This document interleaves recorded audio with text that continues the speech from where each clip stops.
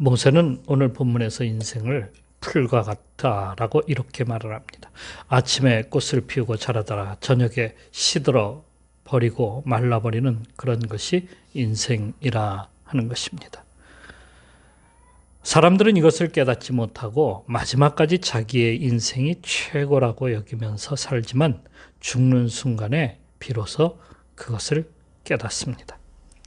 욥은 욥기 30장에서 인생을 티끌과 재와 같다라고 이렇게 말을 합니다. 아무리 훌륭한 인생을 살았다 할지라도, 많은 업적을 남겼다 할지라도 죽는 순간에 그는 재와 같아서 모든 것이 다 날아가 버리고 만다 하는 것입니다. 많은 돈을 모았다 할지라도 그것은 내 것이 아닙니다. 한 푼도 자신이 영원히 소유하지를 못합니다. 그러기에 욥은 인생은 참 불쌍한 존재라고 말을 합니다. 모세는 10절에서 연수의 자랑은 수고와 슬픔뿐이다 라고 말합니다. 솔로몬은 모든 부귀를 다 누려보았지만 그의 고백은 헛되고 헛되도다. 모든 것이 헛되도다. 이렇게 고백합니다.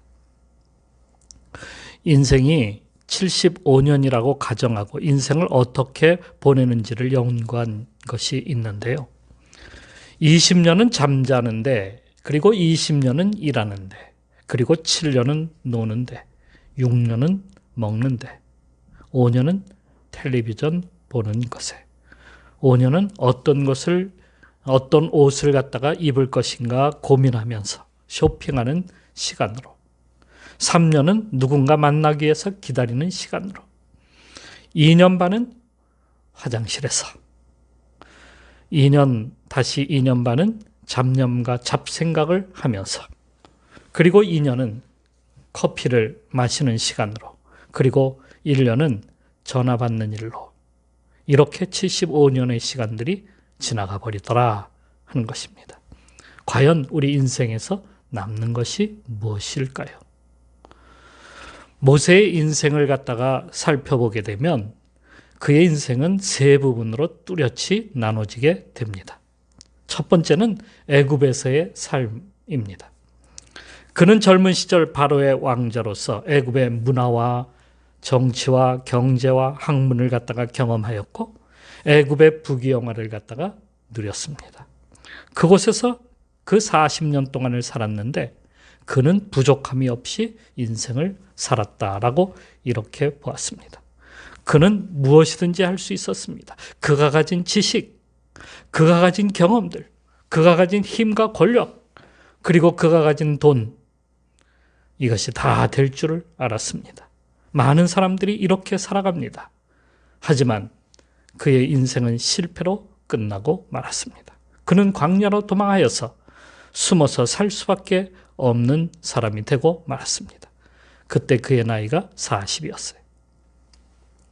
두 번째는 광야에서의 삶이었습니다. 그는 거기서 미디안 부족을 갖다가 만나서 그들과 살면서 족장 이드로의 사이가 되었습니다. 자식을 낳고 또 양을 치면서 그저 그냥 평범한 삶을 갖다가 누리면서 살아갑니다. 하지만 그의 삶은 평안할 수가 없었습니다. 자신이 아무것도 아님을 깨닫게 되고 신에게 다가가려고 얼마나 노력했을까요? 그때 희한한 광경을 목격하고 다가갔을 때에 하나님이 자신을 부르고 계심을 갖다가 알게 됩니다. 그때 나이가 80이었습니다. 참 어이없게도 그의 인생은 이렇게 빨리 흘러가고 말았던 겁니다. 우리로 따지면 어느새 80이 되고 만 겁니다. 80. 이것을 생각하니 시간이 어떻게 지났을까요? 살같이 빠르게 흘러버렸다라고 우리는 그렇게 고백을 하죠. 그의 이 모세의 고백에서 9절, 10절에 이렇게 쓰고 있습니다. 우리의 모든 날이 주의 분노 중에 지나가며 우리 평생이 순식간에 다하였나이다. 우리의 연수가 70이요 강건하면 80이라도 그의 연수의 자랑은 수고와 슬픔뿐이요 신속히 가니 우리가 날아가나이다. 조급해질 수 있습니다. 아무것도 한 것 없는 인생을 보며 한탄하며 보낼 수도 있습니다. 남들은 연구 실적을 냈다. 할 일이 많은데 너무 빨리 흘러간다. 난 집을 세웠다. 난 세상에 이름을 날렸다. 하는데 정작 본인은 덧없이 시간만 보낸 것 같습니다. 그런데 시간이 천천히 흐르는 것 같지 아니하고 날아가는 것처럼 순식간에 지나가 버렸다는 거예요. 돌이켜서 그것을 잡으려고 해도 잡을 수가 없다는 거예요. 모세는 이것을 갖다가 무수히 느끼면서 살아왔던 것입니다. 세 번째, 마지막 40년의 삶은 하나님께 붙잡혀 산 삶입니다. 이전의 광야 생활과는 비교할 수 없는 광야의 길을 걸었습니다. 광야는 달라지지 않았습니다. 환경도 비슷하고 모습도 비슷합니다. 하지만 지금의 40년 광야 생활은 하루도 쉴 틈 없는 시간을 보내게 됩니다. 아주 바빴고 쉴 틈이 없는 시간을 보내지만은 이 40년은 그의 인생 가운데서 가장 즐겁고 행복한 시간이었습니다. 이 40년 동안 그가 한 것은요, 하나님과 동행하는 삶을 살아가는 겁니다. 그는 이렇게 고백하고 있습니다. 주께서 행하신 일을 주의 종들에게 나타내시며 주의 영광을 그들의 자손에게 나타내소서. 이렇게 고백하는 것이죠. 헤를리 나우엔이라는 젊은 시절에 천재로 소문났던 교수가 있었습니다.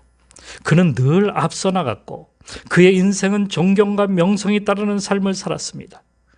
그가 쓴 30권의 저서는 사람들이 이목을 집중시키는 베스트셀러였고, 그리고 대학 교수로서 대단한 삶을 늘 그는 살아왔습니다. 그러던 어느 날 그는 폭탄 선언을 합니다.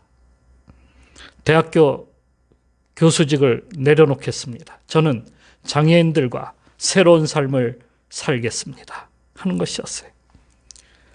그의 가까운 지인들이 차라리 후학을 양성하는 편이 더 나은 선택이 아니겠습니까? 하였지만은 그는 오르막길 인생은 늘 성공과 칭찬에 가려 보아야 할 예수님을 보지 못합니다. 그래서 난 이제 내리막길 인생을 걷고자 합니다. 이유는 간단합니다. 예수님을 가까이 하고 싶어서입니다. 이렇게 말을 했습니다. 그의 인생은 교수로 산 시간보다 장애인들과 산 그 시간이 더 놀라움이었습니다. 그의 인생은 모든 특권과 명성을 내려놓는 내려막길이었지만은 그의 인생은 그것이 행복이요 즐거움이었습니다. 모세의 광야 생활은 애굽에서와 비교할 수 없는 내리막길처럼 보였지만은 그의 인생에 있어서 가장 성공적인 삶을 바로 이 시기에 그가 살은 것이 아니겠습니까? 그러므로 모세가 말한 대로 우리의 인생에 있어서 필요한 지혜를 우리가 알아야 하지 않을까 생각해 봅니다. 그 지혜는 무엇일까요? 바로 하나님의 시간을 아는 겁니다. 먼저 하나님은 영원하신 분이심을 우리가 알아야 합니다. 그분의 시간 또한 영원합니다. 주님은 영원한 시간 속에 존재하십니다. 우리는 시간의 제약을 받지만 주님은 시간의 제약을 받지 않습니다. 본문에서도 천년이 지나간 어제 같으며 밤의 한순간 같을 뿐입니다. 라고 이렇게 고백하죠. 그분은 태초에 시간을 창조하시고 그 시간 속에 인생을 두셨습니다. 그분은 어제도 계셨고 오늘도 계시는 분이십니다. 어제 모세와 함께 하셨다면 오늘 우리와 함께 하시는 하나님이십니다. 그것을 여러분도 믿으시기 바랍니다. 성경은 그래서 아브라함의 하나님, 이삭의 하나님, 야곱의 하나님이라고 이렇게 부르고 있지 않습니까? 오늘 우리의 하나님 되십니다. 히브리서 13장 8절 말씀에도 이렇게 쓰고 있습니다. 예수 그리스도는 어제나 오늘이나 영원토록 동일하시느니라. 주님은 영원히 우리와 함께 하십니다. 어제도 계셨고 오늘도 계십니다. 인생이 지루하고 따분합니까? 힘들고 고통스럽습니까? 내 인생을 살려고 하면 우리는 시간이 사라지고 우리 앞에 보이지 않습니다. 돌아보면 후회가 됩니다. 회한만 남습니다. 그러나 주님이 함께 하시는 인생을 살게 되면 우리 인생은 영원히 즐거움 속에 나아가게 됩니다. 다음으로 우리 인생은 아무것도 아님을 우리는 알아야 합니다. 우리 인생은 아주 짧고 불완전한 존재입니다. 그래서 우리에겐 영원하지 못합니다. 완전한 것은 영원합니다. 그 완전한 것은 오직 하나님 한 분이십니다. 우리 인생이 70이요 강건하면 80이라고 이렇게 모세가 말한 것은 우리 인생은 한계가 있는 인생이다라는 것을 우리에게 알려주는 겁니다. 불완전한 존재다 하는 것이죠. 그러므로 우리 인생도 아무리 높다 할지라도, 아무리 권세가 있다 할지라도, 아무리 부를 소유했다 할지라도 자랑할 것이 있겠습니까? 완전하지 않은 겁니다. 불완전한 겁니다. 그것이 나를 갖다가 완전하게 만들어주는 것이 아닙니다. 영원히 우리를 세워주는 것이 아닙니다. 모세가 애굽의 궁에서 살 때처럼 말입니다. 그것이 영원한 줄 알았죠. 그러나 그 순간은 아주 짧게 순식간에 지나가 버리는 그러한 것입니다. 남는 것이 있을까요? 자랑할 것이 있을까요? 하나님의 한숨에 지나지 않습니다. 인생은 역사의 한 점에 불과합니다. 티끌과 같이 사라져 없어질 뿐입니다. 하나님의 분노 앞에서 아무리 강한 나라도 넘어지고 없어집니다. 하나님이 불러 가시면 젊은 사람도 그 앞에 설 수가 없습니다. 돈 많고 똑똑한 사람도 그 앞에 설 수 없습니다. 우리는 불완전하기에 앞날도 제대로 볼 수도 없는 존재입니다. 아무리 애써도 그 한계를 벗어날 수가 없습니다. 그러기에 하나님의 시간에 나를 맡겨야 우리가 비로소 하나님 영원하신 분 앞에 영원히 우리가 서게 된다는 것이죠. 모셉처럼 말입니다. 아침에 건강한 모습으로 나갔던 젊은이가 심장마비로 넘어져서 시체실에 누워있는 모습도 보았습니다. 공부를 열심히 하여서 박사가 된 한 젊은이가 친구들에게 둘러싸여 축하 파티를 하고 집으로 돌아오는 길에 교통사고를 당하여서 시체실에 누워있는 모습도 보았습니다. 그렇게 권력을 가진 사람이 어느 날 갑자기 걸린 병에 의해서 죽어가는 모습도 우리는 자주 봅니다. 우리는 이것들을 보면서 인생 무상함을 느끼지 않습니까?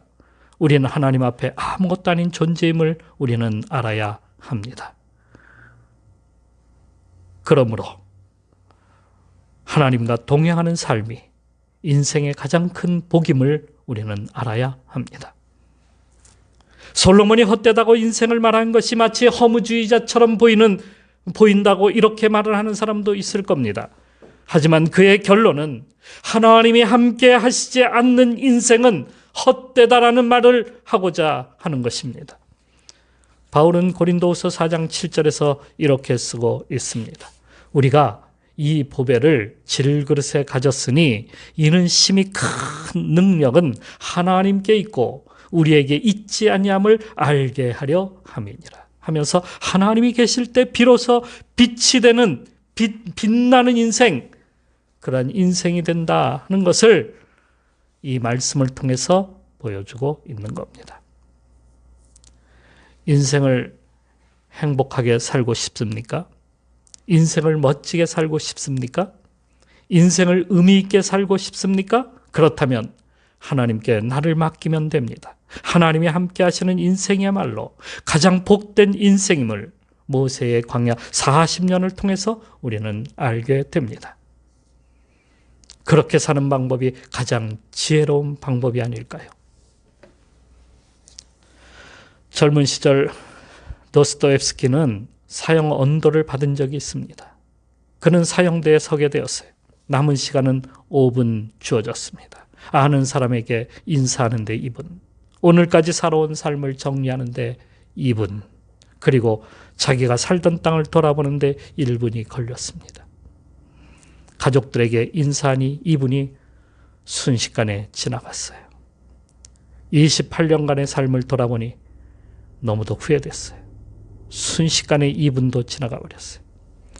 그는 다시 인생이 나에게 주어진다면 내가 이렇게 살지 않을 것이다 라고 이렇게 생각하는 순간에 철커덕 방아쇠 당기는 소리가 들려왔습니다. 공포가 밀려왔습니다. 그때 멀리서 한 병사가 흰 수건을 갖다가 흔들면서 달려왔습니다. 황제의 특사였습니다. 그는 거기서 풀려나서 4년 동안 시베리아로 유영 생활을 떠나게 됩니다. 그의 인생은 거기서 새로워졌습니다. 거기 그 4년이 하나님과 만나는 시간이었기 때문입니다.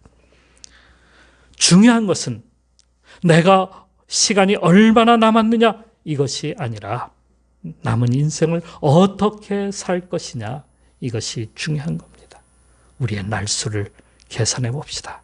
그리고 헛된 인생 살지 말고 남은 날을 주님과 함께하는 인생으로 살아가는 성도들이 되시기를 주님의 이름으로 축원합니다. 기도하겠습니다.